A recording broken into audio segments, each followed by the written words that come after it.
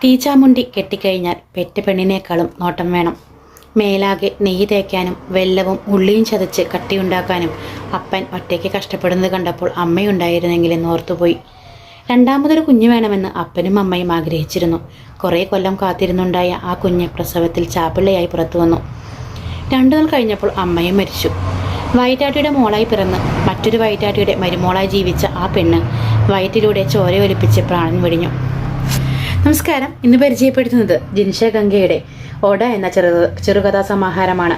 DC ബുക്സാണ് പ്രസിദ്ധീകരിച്ചിരിക്കുന്നത്. 220 രൂപയാണ് വില വരുന്നത്. ഈ പുസ്തകത്തിലെ 9 ചെറുകഥകളാണുള്ളത്. 9 ചെറുകഥകളും ഒന്നിനൊന്ന് മെച്ചമാണ്. എനിക്ക് പ്രിയപ്പെട്ട 2 കഥകളാണ് ഓടയും ഉപ്പും. ഈ പുസ്തകത്തിൻ്റെ അവതാരിക എഴുതിയിരിക്കുന്നത് KR മീരയാണ്. മീര പറയുന്ന പോലെ ഓരോ കഥയും ഓരോ ഭൂമികയാണ്. ഇത് അനുഭവങ്ങളുടെ പൊള്ളിക്കുന്ന മേലേരിയാണ്. തീർച്ചയായും പൊള്ളും വായിക്കുമ്പോൾ. എനിക്കും പൊള്ളി. ഒരുപാട് നന്ദി പറയുന്നു ആദ്യം തന്നെ ജിൻഷയോട്, ഇത്രയും നല്ലൊരു സമാഹാരം മലയാള സാഹിത്യത്തിനെ സമ്മാനിച്ചതിന്. ഒരുപാട് ഇഷ്ടപ്പെട്ട എഴുത്താണ്, ആഴത്തിലുള്ള എഴുത്താണ്. ഇത് അവരുടെ ആദ്യത്തെ പുസ്തകമാണെന്ന് എനിക്ക് വിശ്വസിക്കാൻ പറ്റുന്നില്ല.